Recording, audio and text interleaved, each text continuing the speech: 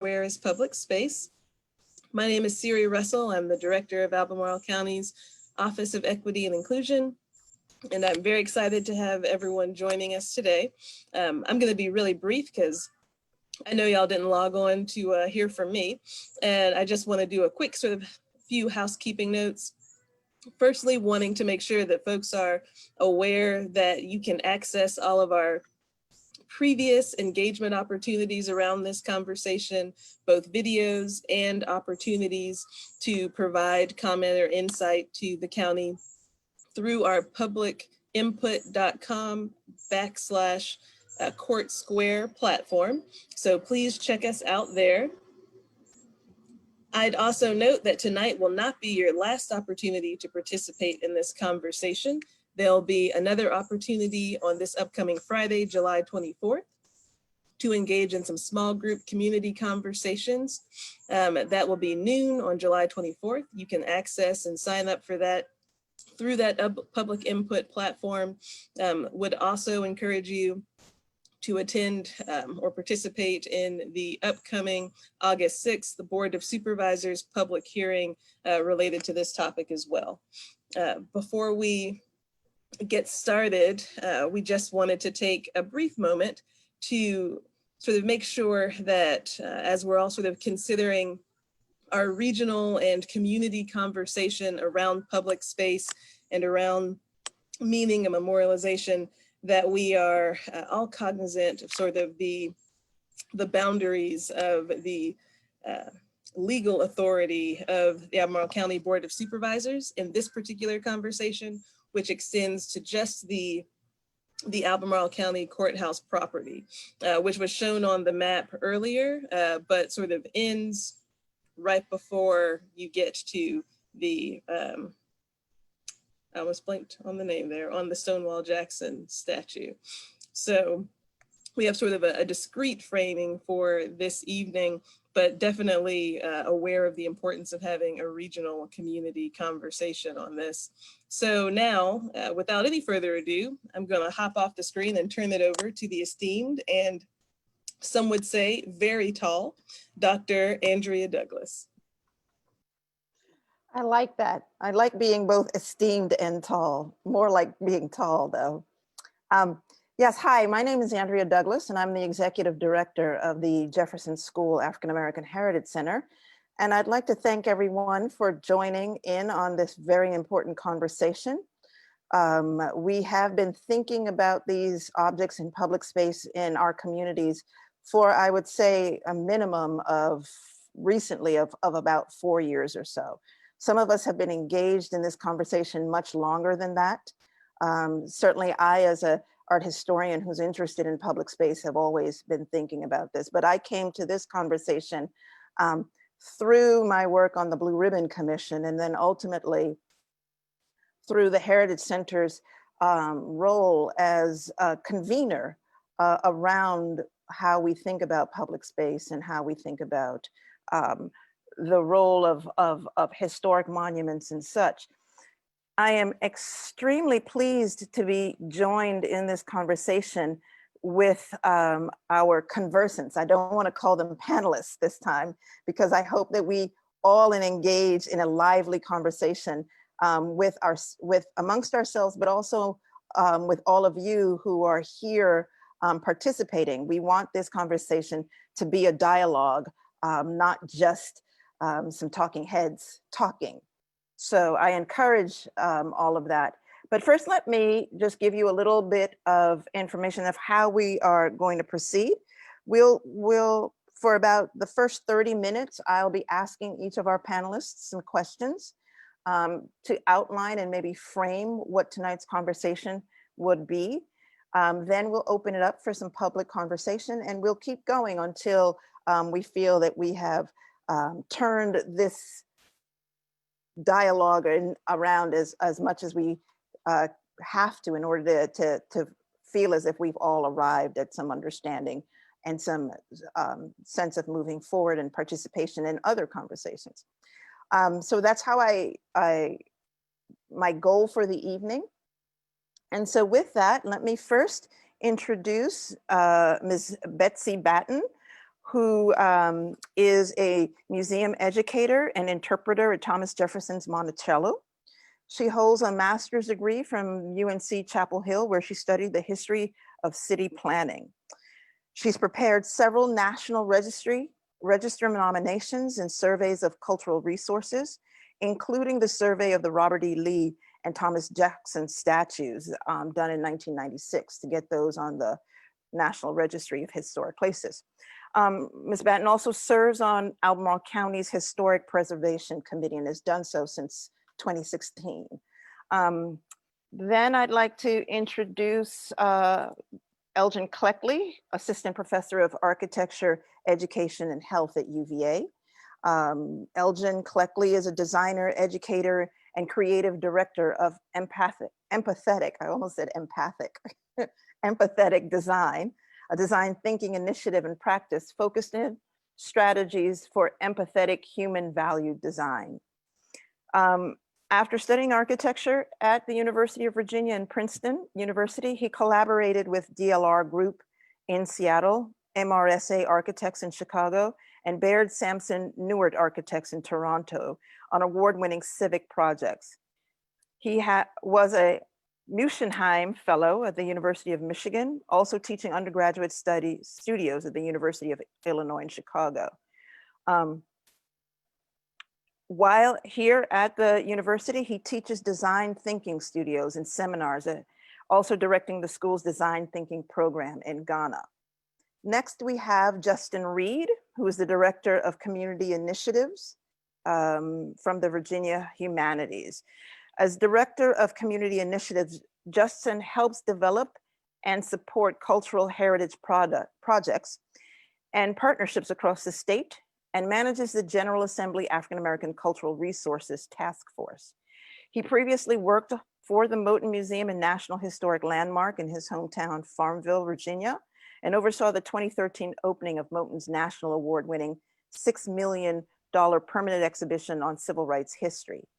He's a co-founder of William and Mary's Lemon Project on Race, Public History, and Memory, and serves on the boards of the Center for Nonprofit Excellence and Virginia Tourism Corporation. And then Dr. Kurt Von Dock, Assistant Dean, Associate Professor of History at UVA.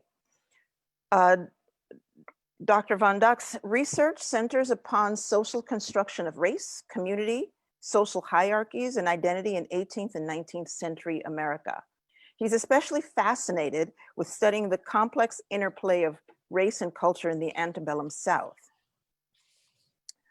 Presently, he is co-chair of both, with me, of the University of Virginia's Commission on in the Age of Segregation, and was co-chair and still sort of continues that role in some form on the university's Commission on Slavery at the university. So those are our panelists. So thank you all for joining us. Thank you all for engaging in conversation with us. And as I say, we'll talk together for about 30 minutes and then open it up to the public for conversation. So Betsy, I wanna first begin, Kurt, I wanna first begin with you.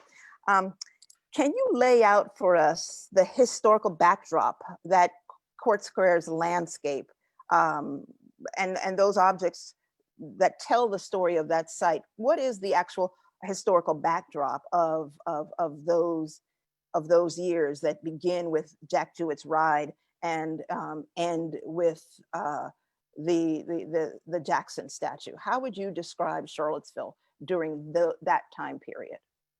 Well, we have to go way back here, right, to 1762 when Charlottesville is actually established, and this is a pretty typical Virginia county formation process. That some location, usually centrally located within the county, not necessarily somewhere that's going to be a center of commerce, but that everyone can get to, is going to be established to make a town where there's going to be a courthouse. And Charlottesville is picked. It's roughly in the center of the present county. It was a total of 50 acres, and it had about 50 single acre lots, most of which would remain unimproved for decades. So it's simply the location of the courthouse for Albemarle County. So to understand early Charlottesville, you can't separate it from Albemarle County. They're tied together throughout this period. But in Charlottesville, by the 1770s, it has a wooden frame courthouse, so a little courthouse, in the location where Court Square is today, but it's not the same courthouse. It has a courthouse, a pillory, stocks, and a whipping post, right? This is in a county where half or more of the population is held in human bondage for the entire period up to 1865. So this is where right, the policing of the enslaved and the general keeping of the peace in the public is done, and it's where court is held periodically. But other than that, there's not much in downtown Charlottesville. It's a sleepy hamlet along a dirt road running from Richmond to the Shenandoah Valley. There really isn't a court square on the early maps. There is a public square laid off, but that's in the early 19th century, and that's all it is, and it's meant for this courthouse. I kind of joke, right? It's what we describe today as a no stoplight town, right? It's just a little itty bitty place. It's not densely populated, has little in the way of urban planning beyond an initial grid laying out streets and lots. It's about 7 blocks in every direction. And the courthouse, pillory, stocks, and whipping post originally aren't even within the hamlet's original grid. So it's not the centerpiece of early Charlottesville. The town has no direct connections to Richmond other than a dirt road. And it's really a dirt road where they chop axe marks and trees to mark where you're going as you wander. It's not on a navigable river. Scottsville, well into the 19th century, was the closest thing to an urban area in the large county. And that was as long as riverboat and canal transportation were supreme. Charlottesville was just going to be a backwater. In 1777, it was so much of a backwater and so far from part of the county that folks in what is now Fluvanna County petitioned to form a new county because they didn't want to waste their time trekking all the way to the dirt road hamlet here in Charlottesville.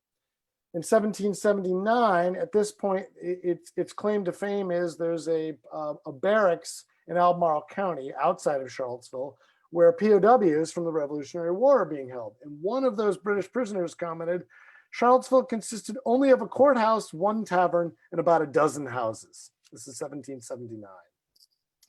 So all of these, Charlottesville, Albemarle, Fluvanna, all remain rural and isolated. The railroad and the university are going to slowly change that in the 19th century, but the railroad doesn't even arrive in Charlottesville until 1850, and then it's as a terminus of 2 local Virginia lines. One of those lines doesn't make it to the Shenandoah Valley until 1858. So up to the Civil War, there's really not much going on here at all. Again, the railroad and the university change it slightly, but pretty late. So before 1865, small, isolated, unconnected from larger events. And I love it, Andrea, you mentioned Jack Jewett, right? That's its fleeting moment of Revolutionary War interest in 1781, which is when legislators flee Richmond, come to Charlottesville. They're here for about 2 weeks. There's no building large enough for a small General Assembly to even meet. So they use the courthouse and the tavern across the street. They have to knock down walls and rearrange just so people can fit. They meet once or twice. And then a British commander, colonel, is sent on an expedition, on a cavalry raid to roust them. And they narrowly escape and leave for Stanton. So not much happens. Tarleton rides through, they flee, and our fleeting moment of being the seat of the General Assembly has passed, and that's in late May and early June 1781. We have no other role other than as a POW camp locally during the war. And this is John Jewett runs the tavern across the street that the General Assembly met in, and it's his son Jack, who is in Louisa County at Cuckoo, Virginia, at a tavern, who warns he rides on horseback to warn. So that's the fleeting revolutionary connection that's going to become an important part of 20th century history, reimagining Charlottesville. It doesn't even have a mayoral election until 1854. So this is how small it is. The winner received 75 votes out of fewer than 350 cast. So it's still a small town in 1854. And again, by the early 19th century, 7 streets running in each direction, 82 large lots, and then where the courthouse was simply denoted on maps as a public square. The university opened, and then it begins, Charlottesville and Albemarle begin to grow with the university, particularly after the university expands in the 1850s and the railroad arrives. By 1830, one resident described the central thoroughfare, this is Main Street, as having only a few houses along it and only 2 or 3 businesses on it, right? So even in the 1830s, there's not much going on here. In 1860, the local newspaper described Charlottesville as, quote, combining to a greater degree than any village we know, the diverse attractions of city and country. This was not a compliment. It fails at country and city simultaneously. So the Civil War breaks out, right? Much like the Revolutionary War, nothing happens here. By late 1861, instead of a POW camp, all the buildings that are large enough to function as hospital spaces are seized and formed as Charlottesville General Hospital. This is a few buildings downtown and buildings at the university. So it's tending to Confederate wounded from 1861 right up to the end of the war. It's otherwise not a center of battle space. There's a brief skirmish in 1864. This is not in Charlottesville. It's in Albemarle County. Up at Rio Hill. It's a brief skirmish. It's not an event that anyone studies or anyone really remembers other than the plaque by the shopping mall named after the site. And then in March 1865, Charlottesville and UVA walk out to Albemarle County, wave the white flag, and surrender to advancing Union troops. This is about a month before the Civil War ends. So even its claim to fame in the Civil War is not one that's well remembered in any way. It's not, again, not involved in any battles, nothing going on here. And it's still a small place. So the war ends in 1870. The city's population is only 2,800 people. A decade later, it's actually shrunk. It gets smaller by 1880. And then in 1880, things are going to change. And this is important. It's going to start to grow in 1880. By 1890, it's doubled. And this is largely driven by the growth of the white population in Charlottesville. And I think this speaks to the story that's going to unfold as we get to the early 20th century, right? White Charlottesville before 1860 is committed to a pro-slavery ideology. Remember, in 1860, over 50% of the population is held in human bondage. There's quite a bit of concentrated slaveholding in the county, and most more than half adult white male property owners enslave at least one person. So widespread commitment to slavery. The Confederacy fails after a 4-year attempt to create a slaveholding empire, and Virginians and the locals return, right? They supported that effort. They're unwilling to accept the social, economic, and political realities of defeat. And this includes, in 1865, more than 14,000 freed people. So by the 1880s, they are steadfastly committed to reimagining the war and the past, right? And this is reimagining it in a way that explains away defeat and somehow makes their ideas that didn't really take hold, make those right. And they're focused on an ordered society that's built upon white rule and subjugation of African Americans. So they're committed to this. And what happens after the 1880s is a process that unfolds in many different ways, but it's about reclaiming white rule and reasserting white rule's centrality to an ordered society. And this is part of the city's expansion and includes the development of park space and monumental landscapes in Charlottesville. So I'll stop there. You've let a historian talk on for an hour. That was great, and some really important information that sort of sets up for the next question that I'd like to ask Betsy, because I think that those objects that we are considering and talking about are being placed within that landscape for particular reasons. And I'd be interested in hearing you talk about what was your process in thinking about getting those objects on the registry. What was the kind of information that you were putting forth that would make that possible?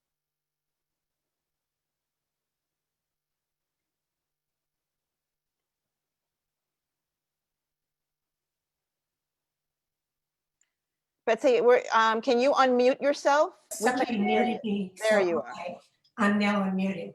Yes.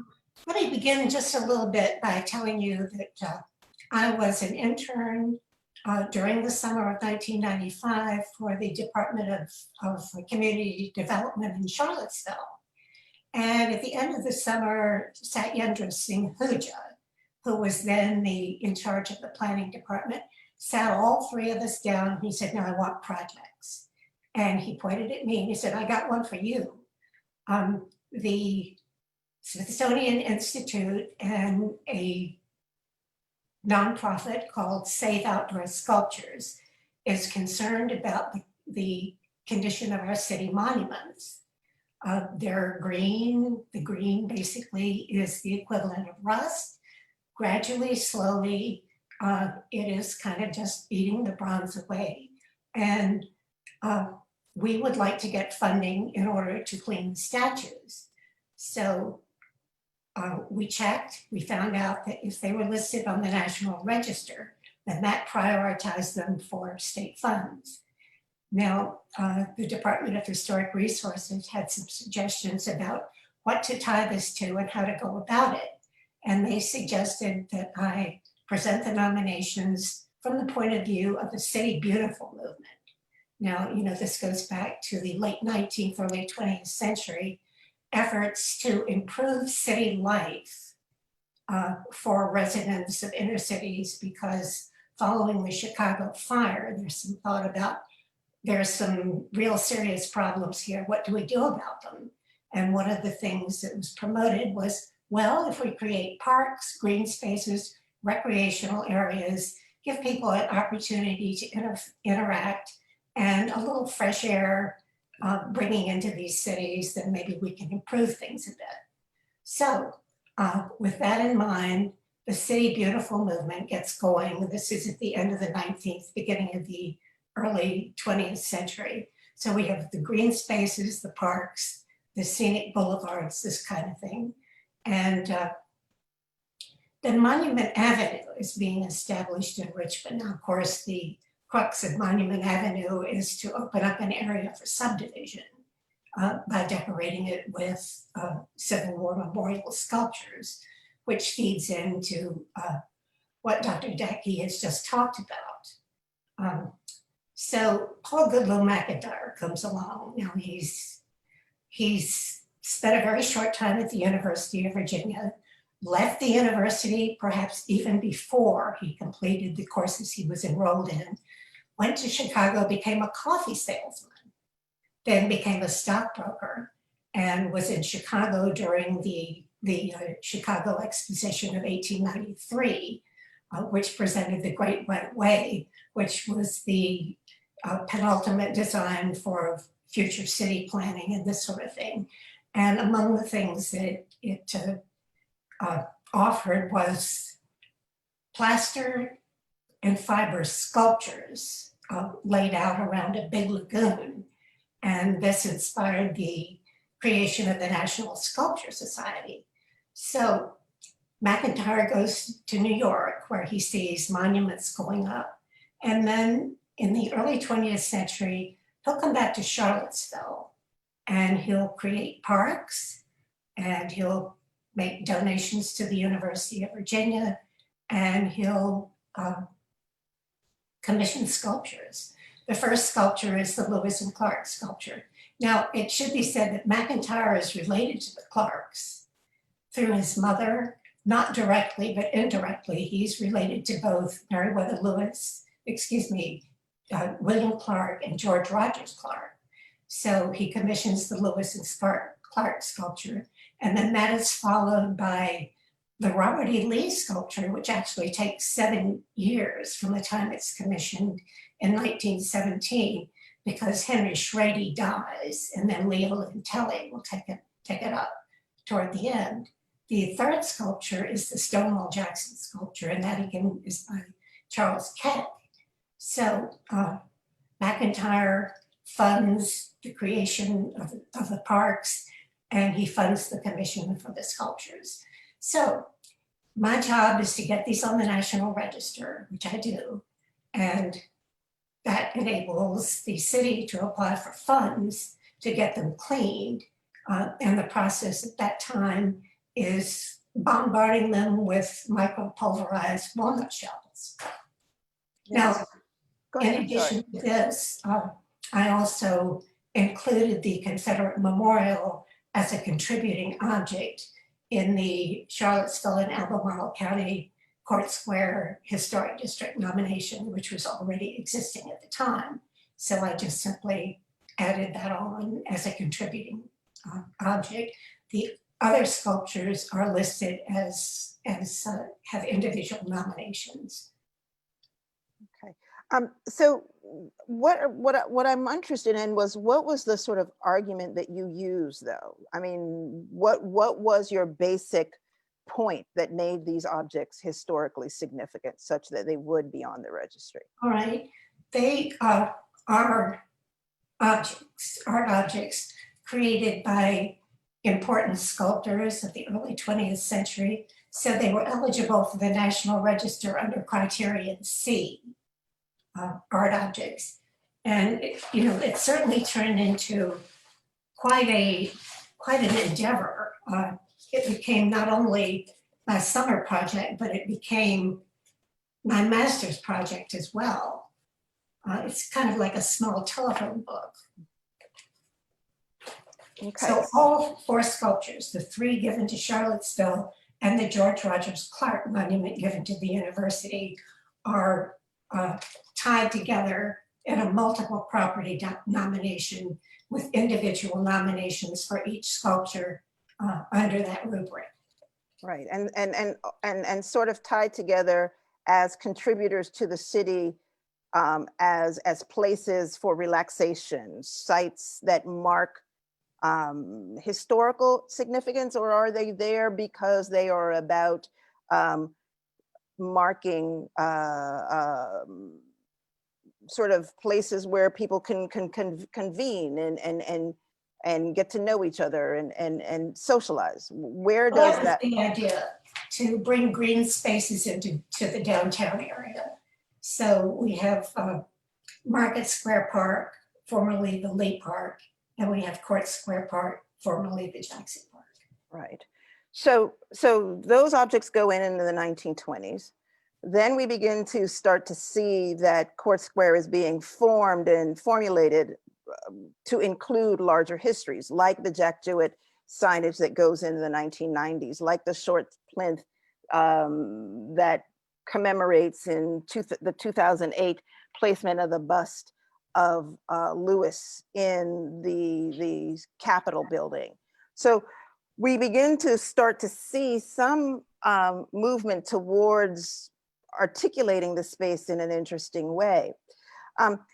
Justin, I want to ask you a little bit about that, about this sort of space of placemaking and how objects like the Jackson statue and how the Lee statue and all of those objects work in terms of thinking about this idea of placemaking and the idea of social space in relationship to that. Okay, thank you. I'm guessing I'm visible now. I was just reflecting on what was previously said about public space and I guess the purpose of these parks.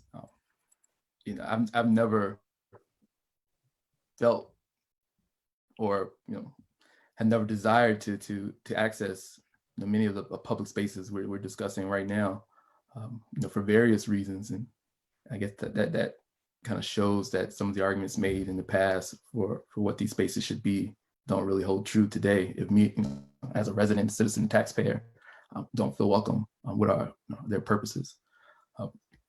But I do have some prepared notes that I wanted to share in thinking about this question. American Standard English is not my first language. My first language is rural South Central Virginia. So jotted down a few notes. So I am a public historian, and I've mostly worked in historic site museums. I've worked at Maggie L. Walker National Historic Site in Richmond. I've worked at Colonial Williamsburg. As Andrea mentioned, I previously worked at the Moton Museum, National Historic Landmark in my hometown of Farmville, Virginia. And I think kind of fundamentally, I'm most interested in cultural geography and how place both reflects and informs identity. So this evening, I just have 4 quick points I'd like to make or really reiterate for those who already know much of this, and I suspect many do. The first point that I'd like to make is that heritage is not history. And I'll just say that again, heritage is not history. And when I think of heritage, I think heritage is best understood as a verb. It's an act, it's a decision.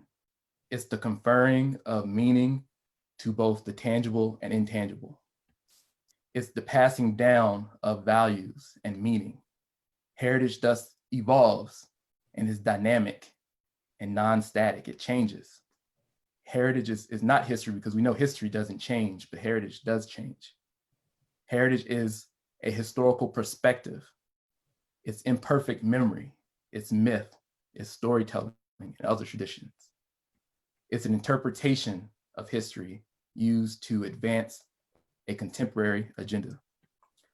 And that contemporary agenda is usually identity making and identity assertion. So this brings me to my second point. Heritarization, or the creation and assertion of a collective identity, is typically a response. It's a response to conflict and rapid societal change. So humans possess a deeply rooted need to, quote, give meaning to temporary chaos, end quote, writes American Studies scholar, Dr. Stephen Holscher. Give meaning to temporary chaos. This, along with the need to secure, quote, group boundaries, end quote, and provide a, quote, symbolic sense of community and certainty, end quote, are primary functions of heritage. So again, give meaning to temporary chaos, secure group boundaries, and provide a symbolic sense of community and certainty are the primary functions of heritage. So it's no coincidence then that the period considered the, quote, birth of historic preservation and memorialization in the United States occurs after our nation's founding, during the very chaotic 3 or so decades between the War of 1812 and the buildup to the American Civil War. And you remember, right before the 1812 war, we were just finalizing our Constitution. So this is still a very chaotic period. So Independence Hall is purchased by the city of Philadelphia in 1816. George Washington's Hudson Valley headquarters is purchased by New York in 1850. And then the very, maybe I should say notorious, perhaps, Mount Vernon Ladies Association is founded in 1853 to preserve the Mount Vernon plantation estate belonging to George Washington. So the new collective identity that's being created and asserted is one, pro-Pennsylvania and pro-New York. It's almost like a, take that, Virginia, we're the true birthplace of America. This asserted identity is also anti-British imperialism. And for a young, still struggling United States, it's the creation and assertion of an identity that projects national sovereignty amid very real at this time, foreign threats and challenges. The historic preservation and memorialization that's occurring, especially in the 1850s, is also pro-union and pro-federalism. Now, following the Civil War, we see a very different kind of identity being created and asserted through memorialization and historic preservation. It's a distinctly Southern white identity. It's an identity that's anti-white Northerners, anti-Reconstruction, and thus anti-Black, because we know, if you remember, Reconstruction was the rise of Black political power in the South. And then we have to consider how heritage was created and used in response to World Wars I and II and the Cold War. President Woodrow Wilson establishes the National Park Service in 1916. Then there's the Historic Sites Act of 1935. Then finally, there's the National Historic Preservation Act of 1966, which established the primarily state and local government controlled historic preservation and land use system we have today. So what's happening during these 5 decades? What chaos are we attempting to make meaning of? Through this very intentional 20th century heritage construction, we're asserting an identity that's anti-European fascism, anti-Soviet Union, and anti-communism. We're also responding to domestic chaos caused by what historian Dr. Jacqueline Dowd Hall has coined the long civil rights movement. This segregationist created historic preservation system was and remains structurally biased because of racially exclusionary practices, very narrow interpretations of history, and narrow guidelines for determining historical significance and integrity. So my third point, just really quickly, is that a more inclusive approach to heritage creation does exist. One of the reasons I was most excited about this evening's conversation is because it places Court Square within the more inclusive cultural landscape framework. And when we think of cultural landscapes, we think not in decades and centuries, but in millennia and eons. We're no longer hyper-focused on individual sites and tangible objects, but on interconnectedness, specifically the connections and the relationships between humans and both our built and natural environment. So when we begin to reinterpret Court Square using a cultural landscape framework, we also have to consider things like geology and topography and human geography. We have to consider the Monacan Indian Nation, free and enslaved Afro-Virginians, settlers and immigrants, and most importantly, all of our descendants. So my final point is a question. What responsive heritage will we create today? How will we respond to the contemporary conflicts and chaos of, very locally, it was August 11th and 12th. And nationally, everywhere here in Charlottesville and across the country, anti-Black violence, as well as violence toward Indigenous peoples, immigrants, queer and trans communities, and the list obviously goes on. What collective identity and values do we now hope to create and assert in response to these things?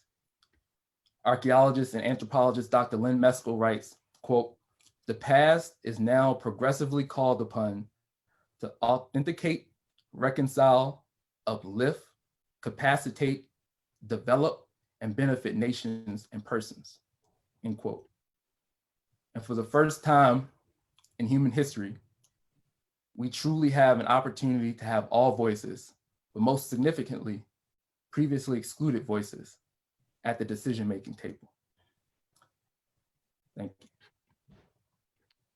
Thank you, Justin. That was very enlightening, and I like how we're all sort of leading into each other and creating compound places for conversation and also for thinking. And I'm hoping that as you all who are out there listening, you're building this narrative, because that's what we hope to do tonight, was to sort of create and build a narrative that gives you multiple places of entry into the conversation. It's interesting to me, Justin, that you place such a large emphasis on the idea of heritage and how that is in some ways constructed, and how, as we're looking at this long history, we see those moments of construction and deliberateness. And I think that is also what ties what Kurt's comments were to Betsy's comments. There's a certain level of deliberateness here, and your final call to action is also a very deliberate thinking kind of call to action. Exactly. Yeah. And I mean, the thing that I commonly hear is, if we were to change something, we're suddenly erasing history, or we're changing history. History doesn't change. We're not erasing history. What we're talking about here is heritage, and heritage does evolve and it does change. And each generation has the power and responsibility to create heritage that better reflects the contemporary values that they hold dear. So let's shift the conversation.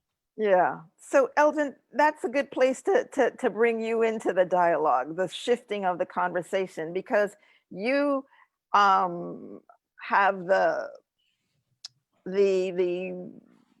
auspicious role of helping to shift immediately what that space could look like. And I'd like to talk a little bit about that, but I also want to talk about, for you to talk about sort of your overall notions about what empathetic design really is as we're thinking about that particular space. So why don't we talk about a little bit, start out by talking about the EJI monument that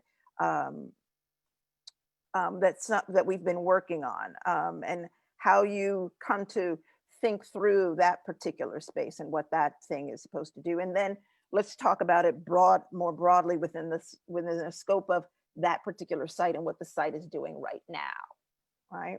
Sure. Thank you very much. I've got some images here. I'll just share my screen.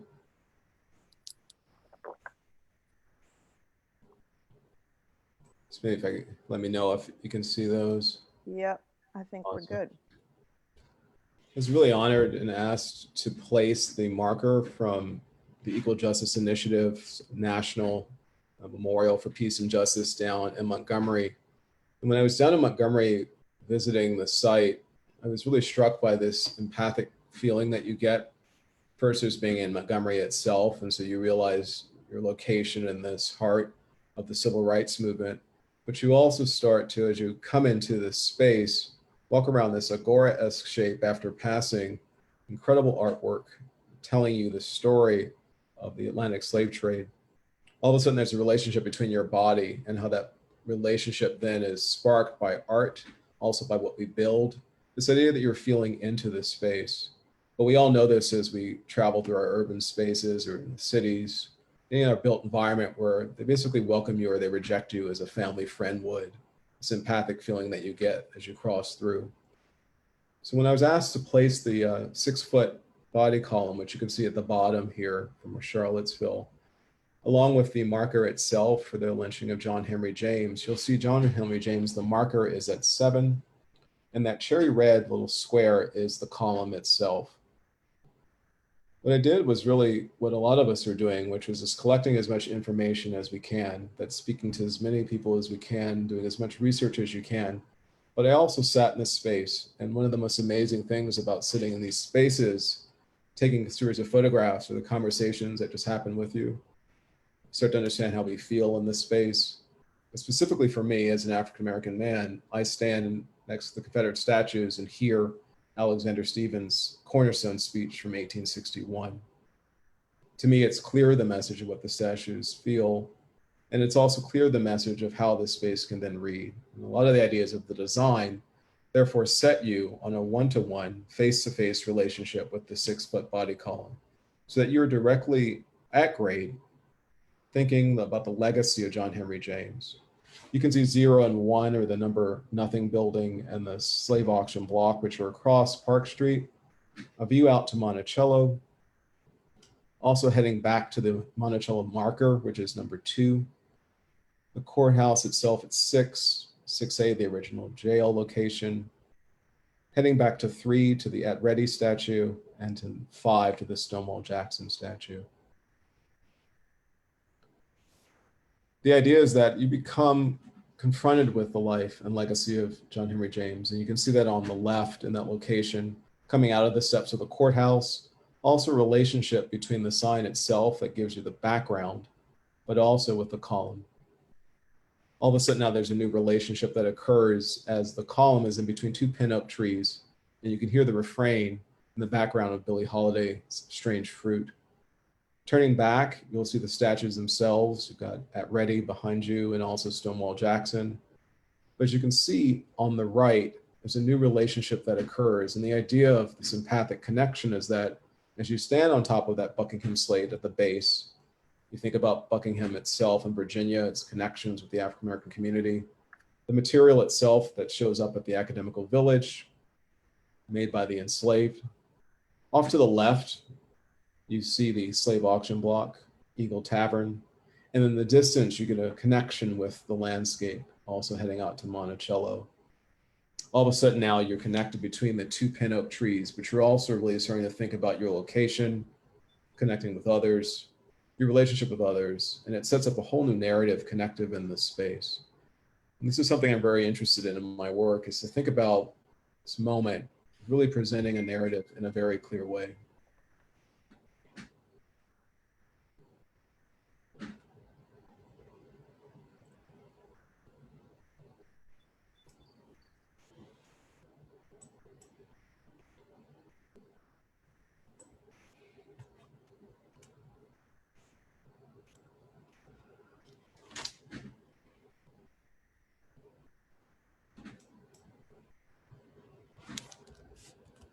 Sorry. Did I stop sharing there? Great. Yep, Great. you're good.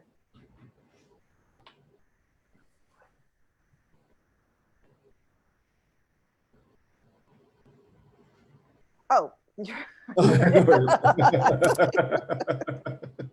It's all right. you were doing something That's else. okay. I'm That's all sorry. right. No worries. No worries. So, gosh, every day I find a new tick in this whole sort of online conversation speaking that you're just not quite sure where you're supposed to jump in. So I think that, as I started to say, we're starting to sort of build up a way of thinking about this public space in our conversation, a way of defining that there is some kind of intentionality about the design of this space. And then ultimately our intentionality.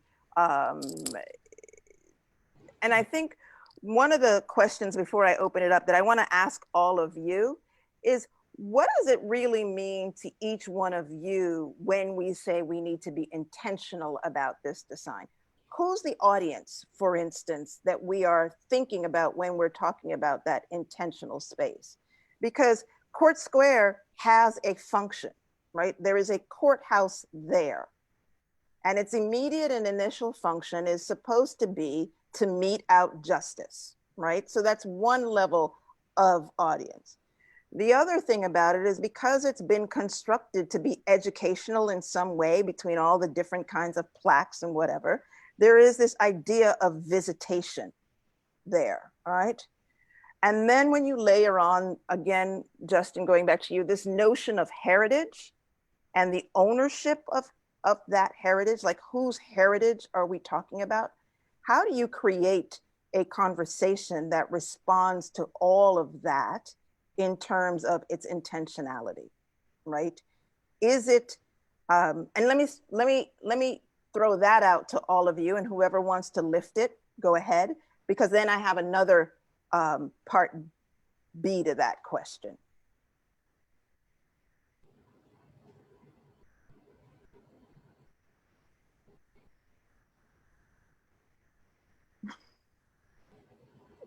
I think we're struggling with the question. Okay, what's unclear about what I'm asking? I mean, I think what I'm trying to get at is, how do you design an intentional conversation that allows us to address the objects in that space? Like how do we begin? For instance, let me give you an instance in that. My colleague, Dr. Schmidt, and I have, for the last 2 years, been doing monument tours. And in those monument tours, we have spent time talking about our understanding of what those monuments mean in that space, doing in relationship to the building and in relationship to then the objects that sit there, right?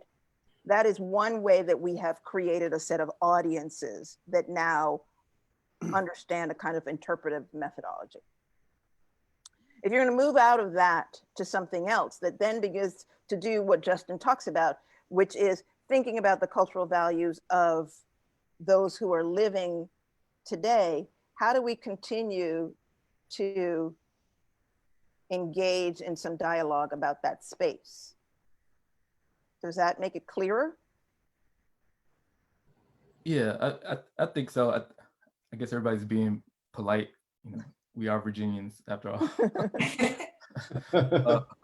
But in thinking about kind of heritage and function, in my mind, the heritage question has always been kind of the primary focus, and function has been secondary.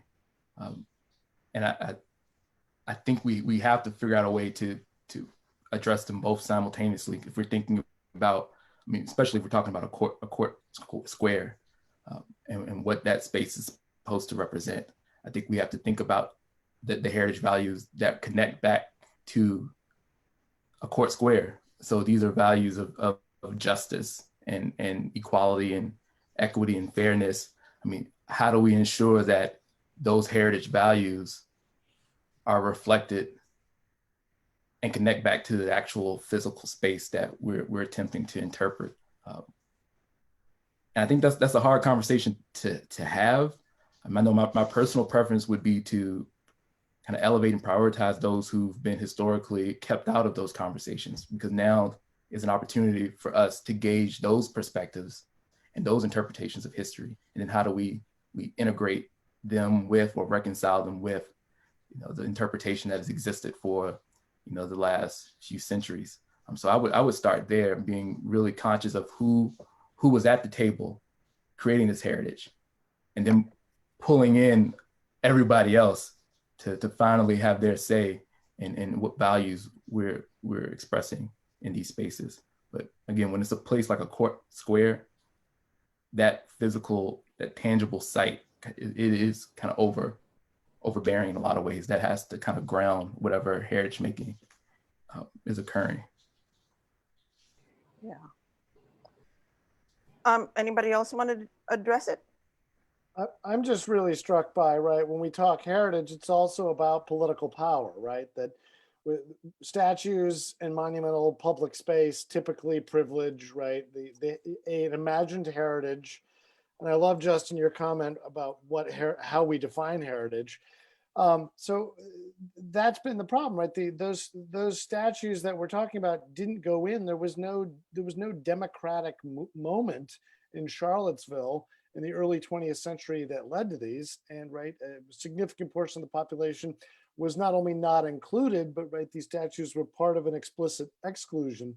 And if we're going to redo this today, I don't know that we have a perfect mechanism, but right, you have to invite communities in, right? Who are the marginalized communities that need to be at the table to have this discussion to help us rethink these public spaces? And it seems to me some of this is happening in organized ways by communities.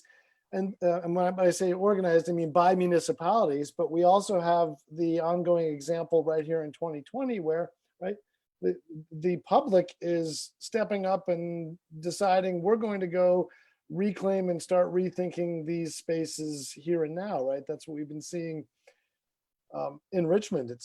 It strikes me that that's part of the process that's been going on everywhere. So I don't know if that's an answer to the question, other than to say you really have to create a robust process of community engagement, and municipalities, states have to do a whole lot of listening. And then, right, actually the action has to be directly connected to the listening and to what you hear. Right. So I'm going to open it up to those who are our attendees. Are there any questions out there for our panelists? I'm saying one question that is kind of leads to this one here.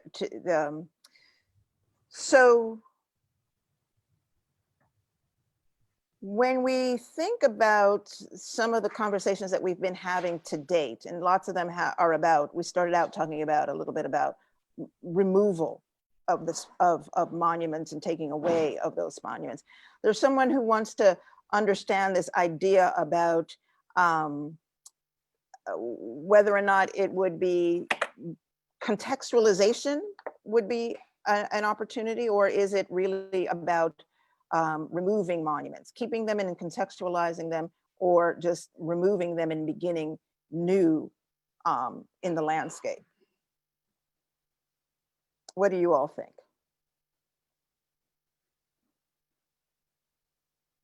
I think there's really a moment now where it's just time to rethink our spaces. I've been really inspired in what's happening in Richmond. The ideas too of a design competition, I also think are really important right now. I think it's important for us to start to visualize what we could see happening in these spaces. The general devotion competition in Richmond was amazing in that it allowed a series of different ideas about what could happen in these spaces. I think right now also too collectively, as we've seen the graffiti grow on the statues themselves in Richmond, it's all started to tell us what these possibilities could be. And I think that's also another way too to make a very inclusive process in which we as a community can really start to think about what's possible, and it keeps the conversation going. There's also a level of excitement that can also happen to think about this idea of bringing in, as Justin masterfully said, about a true historical history and human settlement story, this space. but also a new connection with nature and the environment. And having this idea of a brief that then outlines this with an incredible community engagement process could create these images of what our future could be. It's time to futurescape. Yeah. Yeah, I agree with everything Elgin just said. I mean, we have this incredible opportunity to reimagine these spaces and to be creative, because what we have currently is just, I mean, it's a very narrow conception of what's possible. You know, how many brick column buildings do we want? Like, are we going to just continue to do that, or are we going to actually, you know, use this moment in history to kind of break out of what's confined us for so long? And I mean, what we're seeing, I think the exhibition that Elgin mentioned that was at the Valentine in Richmond, I mean, really extraordinary ideas that are being proposed and contextualizing. I won't say recontextualizing, because they weren't contextualized to begin with. So contextualizing these spaces to me is almost like a, you know, I joke with my colleagues, you know, it's almost like upgrading your PC to Windows 98, and here we are in 2020. You know, we can go way beyond that. That is, you know, kind of the bare minimum of what's possible. You know, why not, you know, be bold and be creative and really kind of break ourselves from the confines of, you know, of the past. Yeah. Hey, Justin, I want to ask you about this idea of the historic, the sort of those objects that are on the registry. I think in one of our conversations, you mentioned that there may be some reconsidering of that. Do you want to talk a little bit about that? You know, I think part of it is like wishful thinking. Part of it, I mean, there are real conversations that are happening, but are unfunded. But okay, if we're looking at, you know, okay, National Historic Preservation Act, that's 66. Remember again, Virginia in the 60s and 70s, and I'll also say maybe even the 80s. I mean, the Byrd machine is still fairly powerful. And we've created the system where the state governments essentially have the greatest control over what is and isn't declared historically significant. So think about 1960s, 1970s Virginia state government, who they're hiring, who they're appointing, and what's being declared historically significant.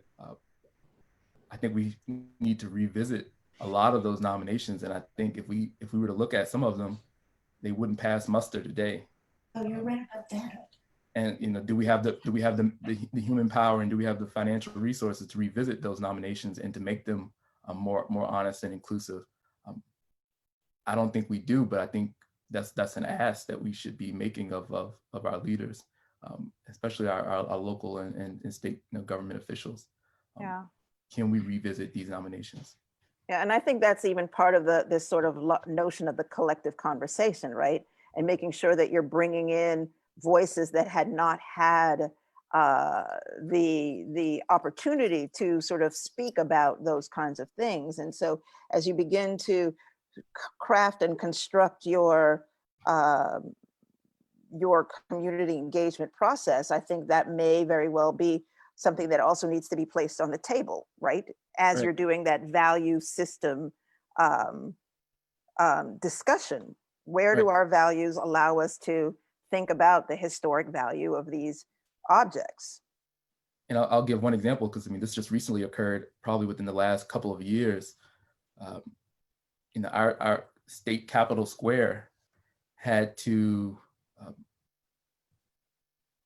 correct their National Historic Landmark designation. You know, you think about everything that's occurred on Capitol Square and all of its historical significance, yet the thing that had warranted its National Historic Landmark designation was the fact that it was the capital of the Confederacy. So again, kind of re-examining these nominations, you know, what do they say, and can we be a little bit more holistic in our approach when, you know, nominating these sites? I mean, that's a whole nother conversation. We'll probably have to defer to Naya Bates to get the preservation policy conversation started. But I mean, again, there's so much to redress, I think.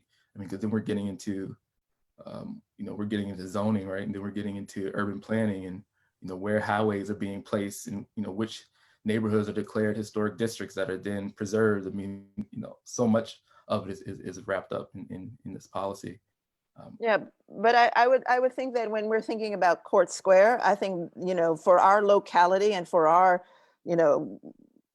how many blocks that is, and as you start to think about those public parks and then the statues and the location of those statues, I think it really becomes important and interesting as we think about, but to be asked the question, what were you thinking in writing that document in 1996? What were the values that you were bringing to bear in order to get those objects to be cared for at that moment? That was the motivation.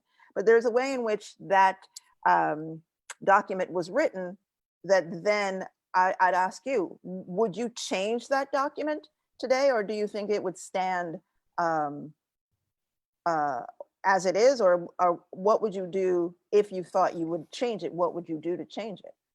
Well, certainly when I wrote these nominations, the main thrust was let's get them on the National Register using criterion C as an important object, that is reflective of its time and place and created by a master, which I think as an art historian, you would probably, give me some leeway about Beaux-Arts sculpture from the early 20th century, because much of it is really very good, at least in my opinion.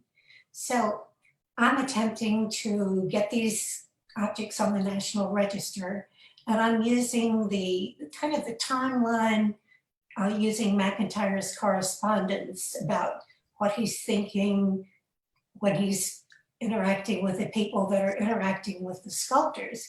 So the historic context is based on McIntyre's correspondence for the most part, and W.O. Watson and Duncan Smith's responses to him and to the sculptors. Of course, I have left out the entire historic period of the context, except for the City Beautiful movement, during which these were created, and that would have been the lost cause. I virtually mentioned that not at all. That would not fly today in any way, shape, or form. They'd send those nominations right back to me, and information about the lost cause and the thinking, and more about the community and who was involved and who was not involved would have to go into those nominations today. At least that's the way I see it. Right. So I wrote them very much from a point of view of 25 years ago. Right. And I think changed. Time has moved on. There are a lot of things that we think about now that we didn't necessarily think about at the time. It's back to Justin's point about heritage. Heritage was the emphasis at the time. right. And so we moved on, quite a bit beyond that at this point. Right. And I think that goes to that point, as we're starting to think about how do we observe these objects now? What are the role of them? And I think it really matters where they are being placed. It really matters largely that they are one of over 70, at least the Jackson is one of over 70 in the state of Virginia in front of courthouses. That sort of density says many things about what the role of those statues are in front of those buildings. The question that we have is, once the statue is removed, what can ensure that the history of white supremacy in that space is not forgotten and not replicated, even as that history is no longer centered? Well, once Jackson is removed, of course, that's up to the city, not the county. But once Jackson is removed, then doesn't the city have a plan to redesign the park? And if so, have they contacted a landscape architect, or what are their plans going forward? And can we kind of tie in the county portion to the city so that we have an overall presentation rather than our part versus their part? Well, I think that, you know, I can't speak to what the city is going to do about the Jackson statue. I think that what we're talking about really for thinking about that county space is really has to be about at the ready, right? All right, And so the Confederate Memorial. exactly. So I think that within the context of once it's removed, how do you ensure that the history of white supremacy is not forgotten? And I don't know if the question wants us to speak to what are the auxiliary interventions that we make. Is it all, Elgin, in your mind, a design question? Is it a complete reorganization of the landscape altogether? How do we address that part? I think it's interesting, thinking in reference to this question of what happens at the memorial to enslaved laborers right now. Mhm. Once you approach it, not only are you now within this amazing moment to collect the ring shout, it actually informs you as the etchings of the timeline that's within the surface, along with this connection with nature and the African connection with water. So to imagine that court space could then have this type of equality where you actually get education, it's a place of gathering, but it also allows for this narrative, the full narrative, to be told. Personally, that's going to be a connection back to the Monacan, heading to now, a connection to us in this landscape and space, but a design can actually give us that ability to tell the full story. And a note here, this is looping back to an earlier question too, right? None of the monuments we're talking about, right? The statues, the sculptures, whatever you want to call them, they don't tell a history, right? If you go to the Lee statue, you don't learn nothing about Robert E. Lee, right? Nothing. That's not the work they're doing. And in fact, right, we know that they're really tied up in this lost cause mythologizing and this white supremacist movement in the early 20th century, but they don't even tell that story. So, right, as historical objects, this is back to maybe as art objects, they're historical and interesting, but as actual conveyors of historical reality about what the Civil War is about and what Robert E. Lee did and thought, they fail, right? They're not historical objects in any way, shape, or form. So it's incumbent upon us. And Elgin, I love that you brought up the memorial to enslaved laborers at the university, right? What you have to do is build new things that actually do tell a history and are right grounded in kind of scholarship.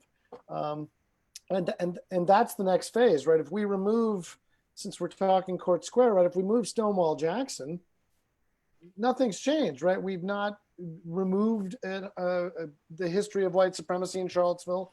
We've not done any of that. So our work is next to think about how do we do that in that place? And the first act, right, maybe is the reason removal keeps coming up is they have to be removed from their context to, right, get to the point where we can maybe see them as art objects and then reinterpret that space for the 21st century.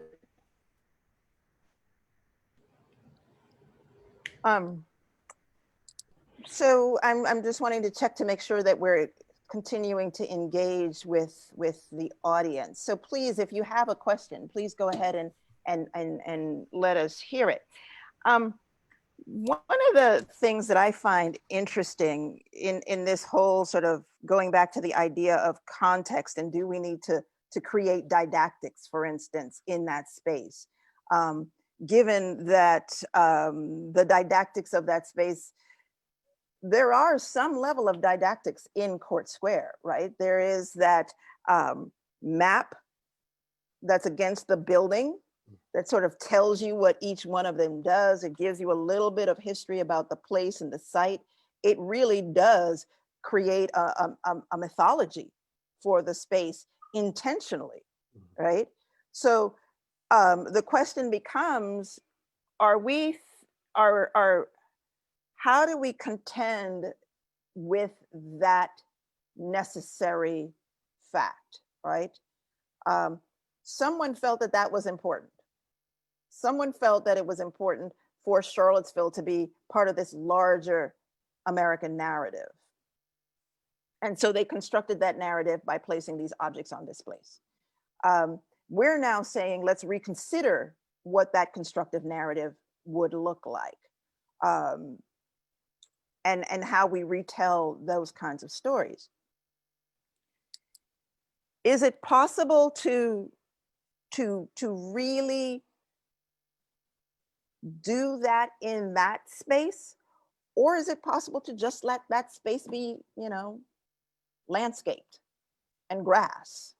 And so that we elevate the function of that space and we don't even engage in these dialogues. Do we have to do that here just because it was created and constructed in that way for us?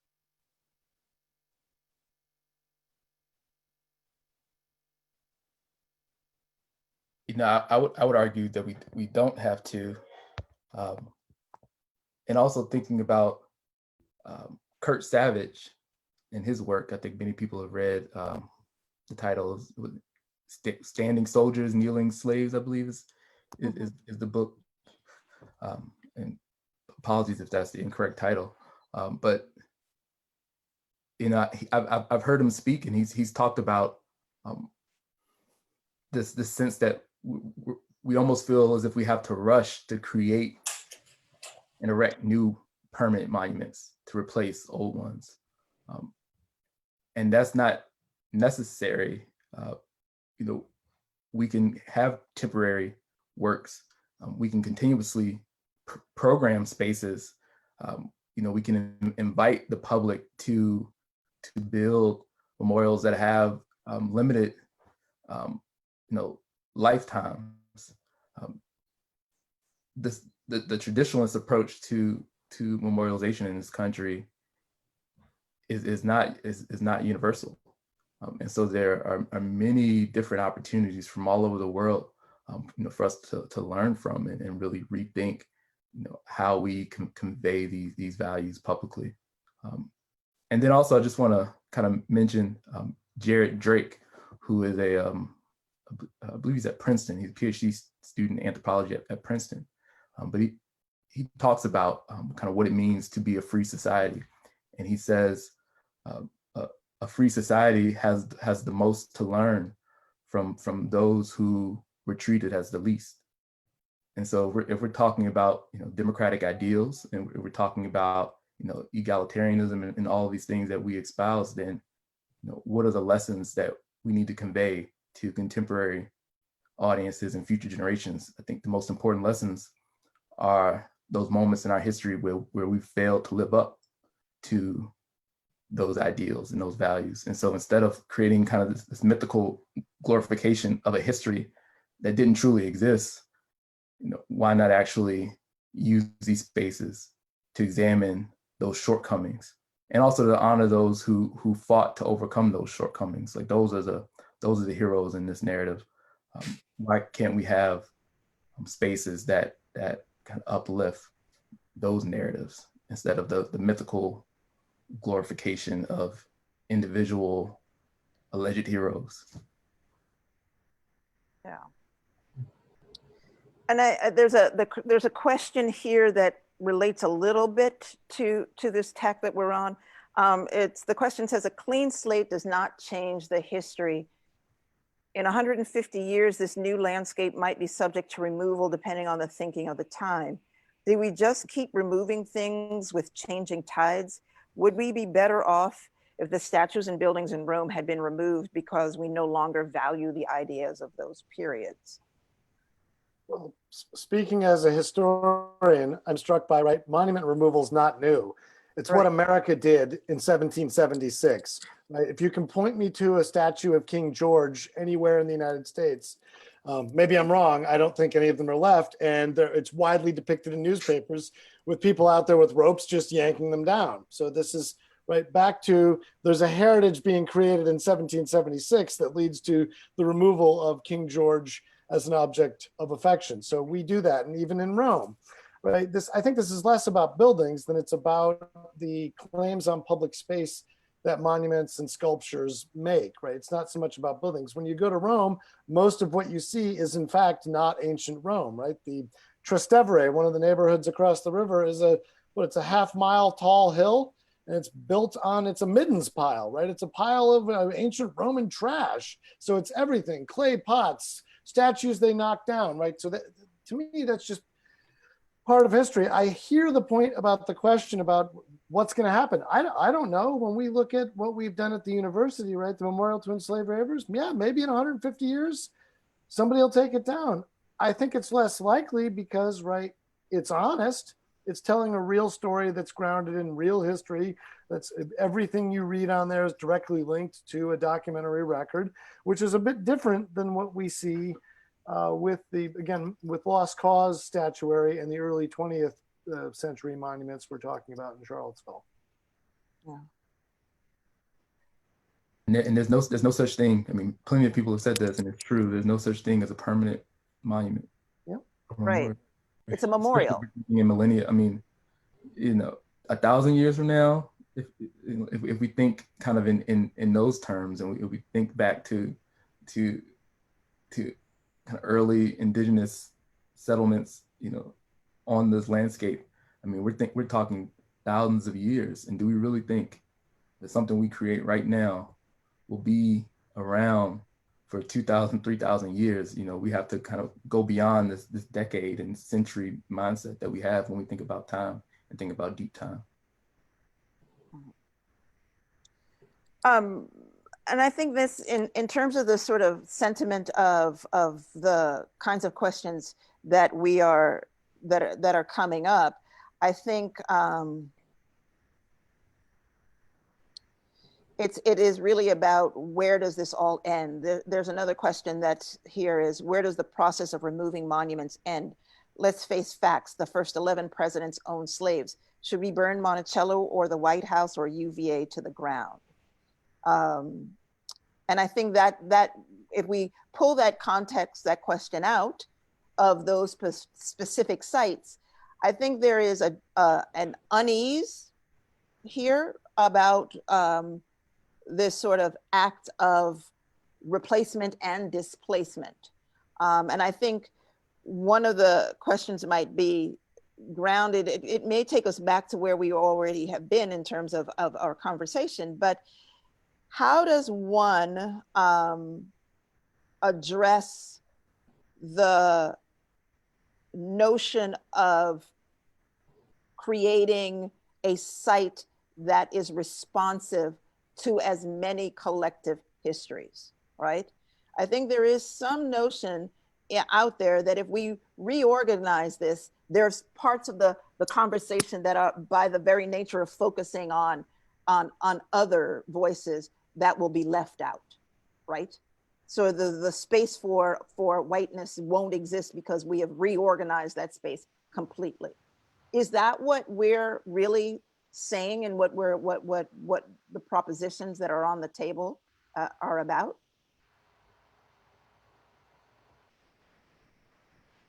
No. I'm struck by, we're back to, right, it's a conflation of history and heritage once again. Right, we're not talking, these monuments don't. And I think when we talk about Monticello, the White House, right, UVA, that work's being done, right? UVA is telling a fuller story about its own history. We've not stopped, neither has Monticello, talking about Thomas Jefferson. The call isn't to burn them down. Let's tell an honest story and tell a fuller story. And I think there's lots of successful models of doing just that exist all across the world. So it can be done. The statues that we're talking about in Court Square are a little different, right? And they're in public space at the place where people go to get justice. And you have statues that the story they tell is people who are non-white will not get justice here. That's the story they tell. So I think we confuse removal as well with, oh, they should just be torn to pieces. Well, fine. There's lots of examples too of moving them. Move them to a different location, change the context, and reclaim the Court Square as a public space. Maybe it doesn't need another statue or monument in it, but we can tell a fuller story about our past and a more honest story. And I guess, Andrea, I will say I'm a little concerned that people conflate a Confederate monument that reflects, four years of, because let's say 4 centuries, if we're talking, European settlement contact. We're conflating a monument with a place like Monticello that was not constructed as a monument. And honestly, when I go to Monticello now, and given the work that's happening there now, when I visit that space, Jefferson is almost secondary in my mind, because I'm actually looking at a physical site that was constructed by enslaved people. And so when I'm on the lawn, I'm thinking about the enslaved people who labored, whose expertise, their engineering expertise, their craftsmanship, their artistry. I'm thinking about the talent, the sacrifice, that went into constructing these sites that have endured centuries. We can't conflate these sites with, in many cases, mass-produced memorials, monuments that don't reflect an honest kind of historical narrative. Those are two different things. So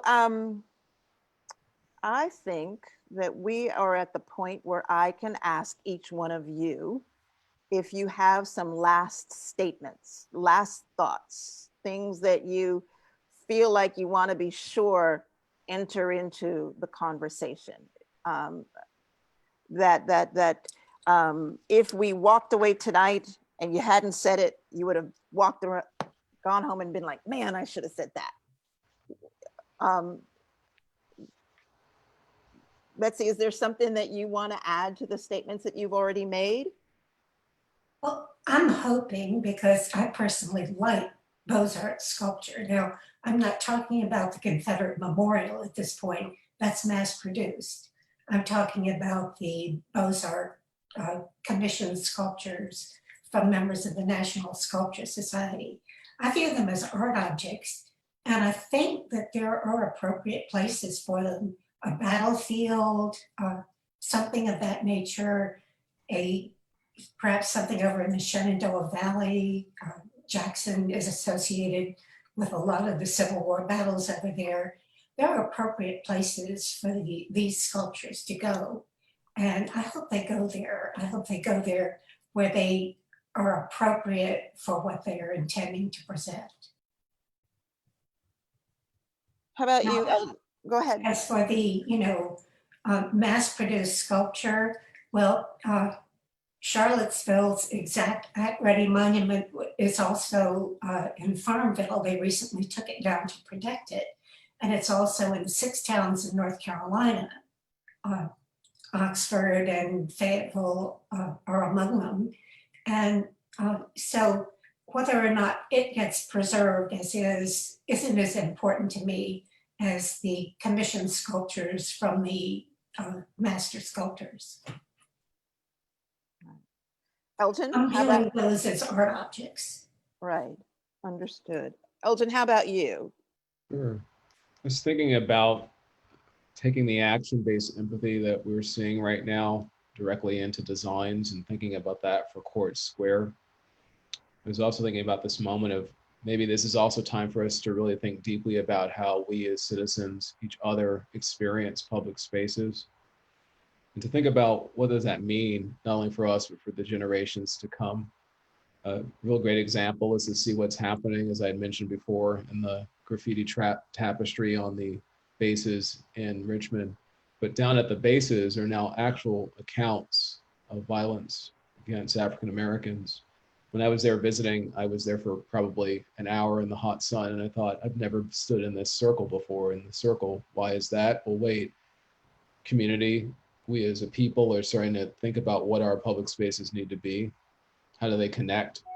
And now it's labeled Marcus David Peters Circle, with a new additional garden, new graphics, and a way of also talking about who we are and what we actually can envision for the future. Perhaps it's time for us to take that action-based empathy and really think about how we want to connect as we move into these next stages. And Elgin, to add to that, I had always never even understood that I could enter into that landscape at all. You know, the very nature of them putting up those barriers, that was one of the best things that Richmond City could have done, because it then completely changed the ways in which people thought they were allowed to even engage with that object in any way. You know, the circle felt dangerous for a very long time. So yeah, that I was really struck by that as well. Kurt, do you have some last words that you'd like to offer for the conversation? I think I may already hinted at this. It's simply that as we do this work, it's a twofold, right? It has to involve the entire community. That you can't make decisions about this, just on city council or just at, the wealthy donors. It has to be a community conversation. It may take longer and it may be more painful than some of us would like, but that has to happen. And then tell the truth. It's not hard. Don't be afraid of the truth. But the truth is complex. The truth, as you expand that story, can bring in everything, right? You can still talk about, and I'm use Thomas Jefferson as the example, as the guy who wrote the Declaration of Independence, founded the university and was dedicated to religious freedom, while also talking about his, owning 607 people over the course of his life, and his very, very racist views about African-American capacity for freedom in his imagined republic. You can do all of that.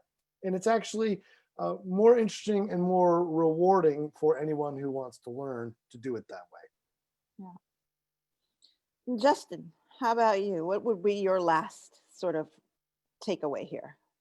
I was sitting here kind of reflecting on what Elgin just said about Monument Avenue, and I mean also you, Andrea, because I was born in Richmond. My parents worked in Richmond for 3 decades. I grew up partially in Richmond, and I had never once gotten out of my car to approach any of those monuments until maybe a month ago, when they began to be reimagined. And yet, again, these are public spaces where people like me, who traces at least 7 generations of my family to Virginia, someone who's also a proud Southerner who goes to New York and can't wait to come back to Virginia. For me to be a proud Virginian and to be a proud Southerner, and then to have people say that these particular monuments are supposed to reflect my heritage.